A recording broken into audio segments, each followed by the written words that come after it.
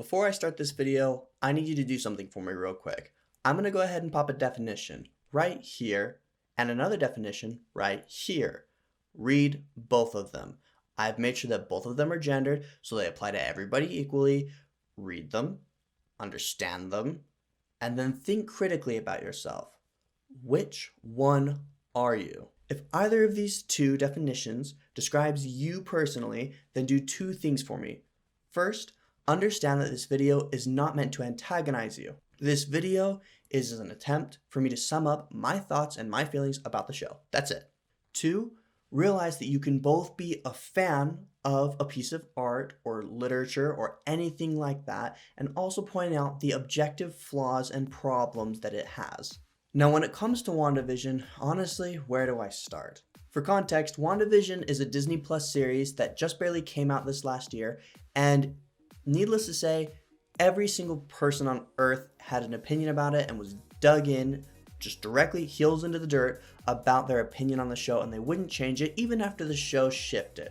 I'm not one of those people. The show takes place about 3 weeks after the events of Avengers Endgame, which I'm going to spoil some of the things in Endgame in explaining some of the things about this show, and if you haven't seen it, well, that's your own darn fault. Wanda Maximoff, or Scarlett Witch as we also know her, and Vision are living in the town of Westview, New Jersey, where every single instance of their lives is documented in different kinds and different time periods of different American styles of television.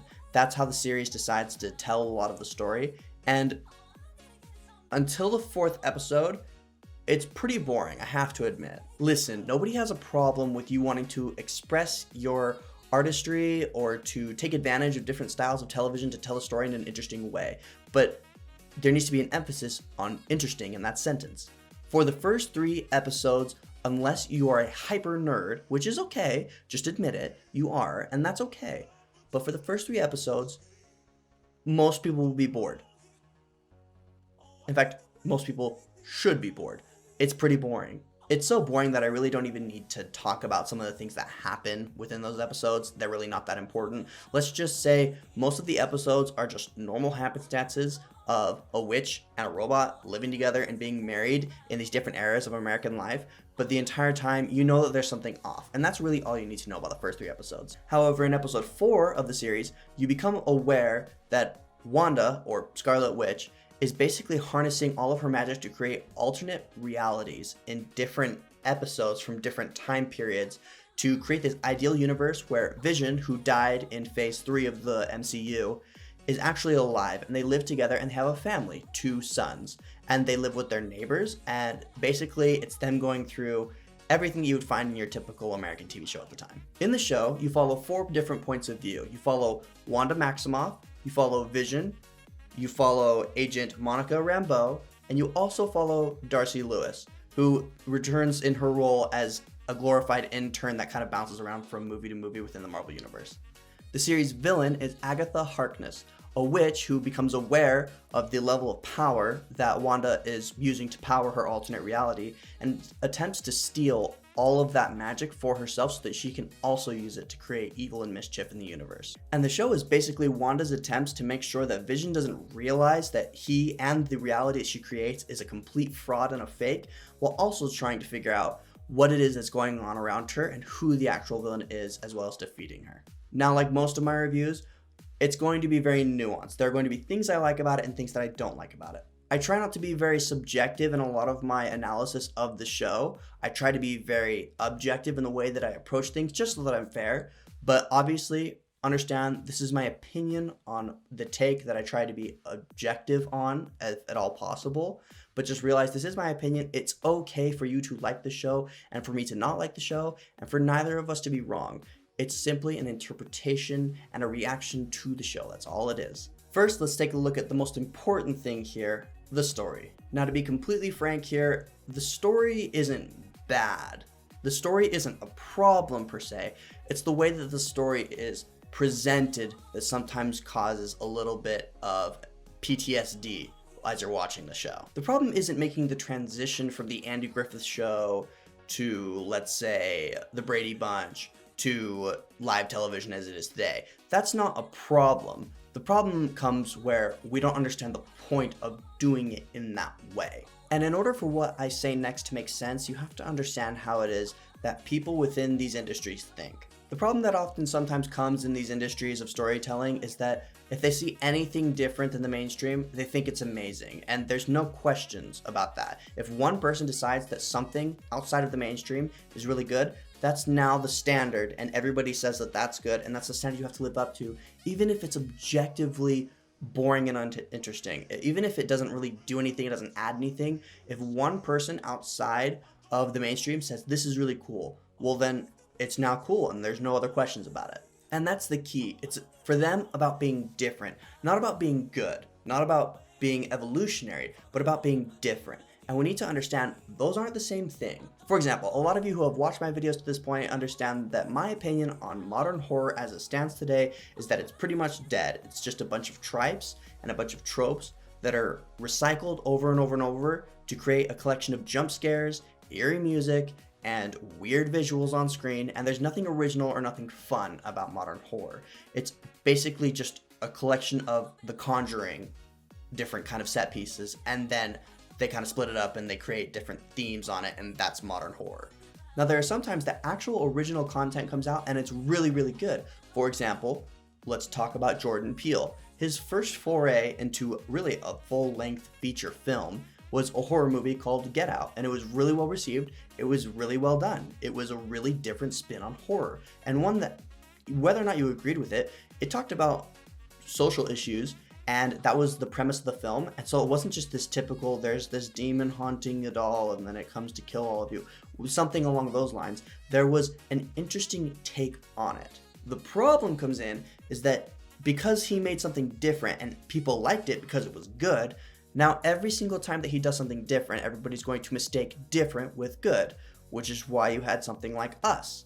Us was another horror movie that he created, which pulled on a lot of the same strings that the other one did, and it wasn't as good, like, at all. Now don't get me wrong, it wasn't a horrible movie, but it was nowhere near what we would consider to be a phenomenal horror piece, a staple of the genre. Get Out's going to be remembered for a lot of years.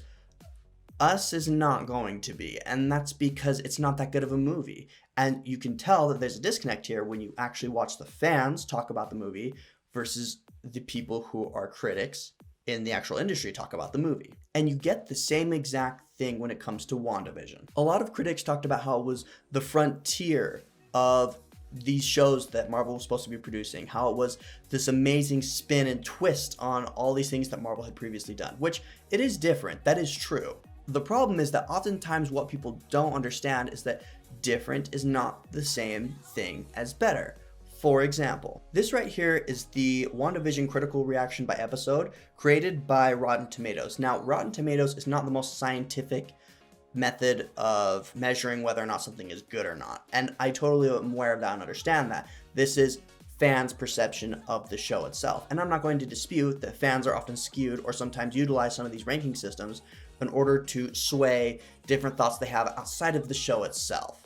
However, take a look real quick at episode 3 of WandaVision and tell me what it is that you see. You see lots of people loving episode 1 because honestly, we're in the middle of a pandemic. People wanted to go ahead and get any kind of television that they possibly could. Plus, it's a Marvel Cinematic Universe thing. There's going to be a whole bunch of aforementioned fanboys, fangirls that are going to saturate it with hundreds, no matter how good or bad it was. But do me a favor and look at episode 3 right there. It dips. And it doesn't just dip.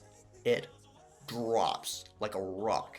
And you have to consider also there's still going to be a ton of reviews that are saturated fanboys and fangirls boosting up the score of the show artificially, and it still dropped that much by episode 3. Why is that? Episodes 4 and 5 are where you really start to piece things together. You really start to understand what it is that's going on and why the first 3 episodes are important. And I never said that the first 3 episodes weren't important. The problem is when you present them in the way that you do, which is with no context and with no clues really, unless you have episodes 4 and 5, well then yeah, people are going to get super bored of what you're giving them. And so the first 3 episodes, the first episode you're glad there's something that's being given to you that's not Netflix reruns that you haven't already seen. Episode 5 is where the show really starts to hit its peak, where you really start to see a lot of the past and the present and some of the future being hinted at, and it's all coming together. That's where some of the real good storytelling that Marvel does extremely well starts to really manifest. But for the first 3 episodes, man, you get some PTSD from all those Andy Griffith vibes that it gives off. It's part of the problem that actually plagues this industry is the fact that a lot of people think that because something is different or new and inventive, that it's a good thing. That's not inherent in the content that you create. The content needs to be good. That's the most important thing. Creating reruns of I Love Lucy and then packaging Marvel Cinematic Universe characters into it doesn't count as really good content. It counts as a different type of skin. That's all it is you just put a different skin on it, you reshape it, you repackage it, and then you give it back to us with no context. And so while the story is really good, and I really do recommend that people watch it, you could honestly skip all the way up until episode 3 and then start there, and the story would still pretty much have everything that you needed. Now real quick, let's talk about some of the characters and the acting that you see in the series. Listen, Marvel benefits from having some of the most phenomenal actors ever that play characters in their shows, and they match them really well a lot of the time. Paul Bettany's character and Vision in this series is actually probably the strongest performance, in my personal opinion, that you've seen from either of them, right? The character or the actual actor in pretty much anything leading up to this. It's phenomenal. In fact, Vision, who's the robot in the show, is probably the most human character. He's the one that you relate the most to because he's the one that's being lied to by pretty much everyone, has no clue what's going on, and is still just trying to do the right thing. It's a phenomenal story surrounding Vision, and it's something that I really think works. And I have similarly high praise for Elizabeth Olsen. She rocks Wanda Maximoff. She really understands her character, and she's really good at playing that specific character. In fact, I think she's probably going to get to the point in a little while where she's going to pull a Harry Potter, and she's not going to be able to play very many other characters because everybody's only going to see Scarlett Witch on the screen. She does it extremely well. She has become that character, and it's very iconic, and it works in a way that I don't even have the words to really describe it. She's extremely funny, she's extremely smart, and she projects both of those through her character extremely well. Deborah Jo Rupp comes in as the witch, Agatha, and she does an interesting performance, to say the least. She's much stronger at first when she plays the weird neighbor that comes in and barges into people's lives, doesn't really care about people's private space. She does a really good job with that. She actually nails that role. Like, it's spooky how good she is at it. When we start to make the transition over to her being a witch and her being this evil individual that we are supposed to fear, it's kind of difficult. Now, a lot of that actually isn't the actress's fault. A lot of it is just the way that it's presented, where you're not supposed to ever take her seriously and she's supposed to be the dorky neighbor. It's really hard to now switch mentalities over and have her be the bad guy. It's this thing where they're trying to underwhelm your expectations, and they do it so well that you actually don't respect the villain when they actually get to make it on screen. Now here's where we start to run into the problems that the Marvel Cinematic Universe has had for a really long time. The Marvel Cinematic Universe doesn't know how to do minority characters, like at all. Teyonah Parris is underwhelming, and the problem is because Marvel goes out of its way to create characters that are powerful more than they do to create characters that are interesting. For example, in this series, Teyonah Parris plays Monica Rambeau. She's a sword agent, an African-American sword agent who is dead because of the Thanos snap, and she comes back after all these years and begins to work for S.W.O.R.D. again. And she's kind of thrown into the thick of things, she's thrown back into her work, and then she becomes involved and embroiled into this mess that is Wanda Maximoff's universe. Her entire pitch is she's supposed to be the tough character that's able to be a woman in a male-dominated world. And the problem is when you create such a one-dimensional role for your character, it's really hard for your character to do anything else well, and that's the problem. Her character becomes irritating extremely quickly. The reason that Wanda Maximoff works as a character has little to do actually with Elizabeth Olsen herself, although she's a phenomenal actress. It has a lot more to do with the fact that Wanda Maximoff wants this thing, Vision and an ideal family life, all the things she lost because of her service with the Avengers squad.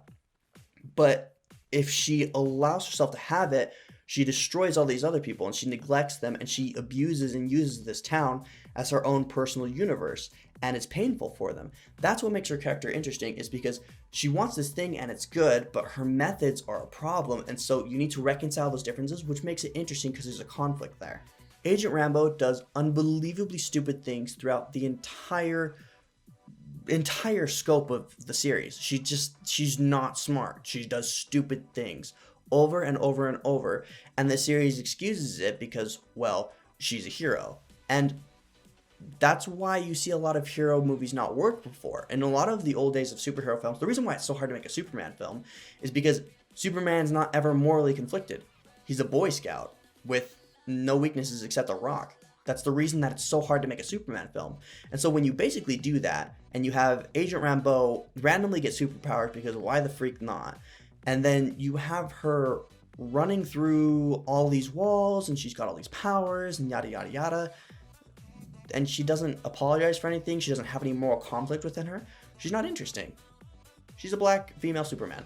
That's all she is. And that's a problem. And that's something that really needs to actually change within the Marvel Cinematic Universe, because the problem is these characters are supposed to be interesting. That's what makes them amazing characters. The problem that a lot of minorities have with Marvel specifically, and other places too, is that these characters that are interesting were traditionally, like historically, given to white people specifically, and then characters that were not interesting or were supposed to be laughed at were given to other minorities. If you give minorities a whole bunch of roles that are stupid, and you still keep giving the interesting ones to only white characters, of course you're going to have this issue. And this really isn't a problem with white people either. It's just that Marvel doesn't understand that all minorities are really asking for is give them an interesting character. If you give them an interesting character and you give them something to do instead of being feminist thing number 1 and feminist thing number 2, then most people will be totally fine with that. All they want to see is interesting characters that look like them. But when you begin to do this thing where you're like, okay, I need to have a diverse cast because that's what we do now, and you decide, oh, well, I'm going to go ahead and bring in this character and they're going to be perfect, which is the thing that actually makes characters suck in most movies, well, then you can't really be surprised, can you, when it really turns out that a lot of people don't like that character. And coming to the end of this review, that really is my point about a lot of these pieces of film and stories that are being told. The problem isn't that modern movies suck. That really isn't the problem. And a lot of people try and point out that movies were better at such and such time. Every time period's had bad movies. The issue here is that people have lost sight of what actually makes a movie entertaining to watch. The entertaining thing about watching a superhero, let's say movie like Batman, let's say specifically The Dark Knight, the reason that movie did so well is because it provides a whole lot of conflict within Batman, who wants to do one thing but needs to do the other, and both of them will cause harm to different factions, and he now has to make a decision that has moral weight. The Joker is not what makes that movie interesting, although he's fun. The interesting thing about the movie is the moral weight that's provided. Besides that, everything else is good. The music is fine. It's not particularly memorable, but it's Marvel, and so they don't screw around with their music. They do good enough every single time. The graphics are phenomenal. It's Marvel Cinematic Universe. They don't skimp on that, and it looks much more like a movie than it does a film, which is traditionally a really good thing. Also, if you like closure, you might be okay with this one ends, but considering that it is Marvel, I wouldn't trust anybody to stay dead for very long. And with that, this series, for me specifically, is a B+. It does a lot of really solid fundamental things well. So for me, a B+ is where it sits. Phenomenal at the things that it does really well, but there are just a couple things that hold it back and keep it where it is, and so it's really not able to join the top tier, the upper echelon of some of the other MCU pieces of art. And with that, that's my review of WandaVision. If you guys have any other shows that you'd like me to check out or like me to take a look at, please let me know in the comments below. I'm always happy to look at different pieces of content and different stories and see what it is that they add, whether or not they actually hold up to the standard that a lot of people have held them up to. Until then, I'm Jackson, and thank you guys for watching.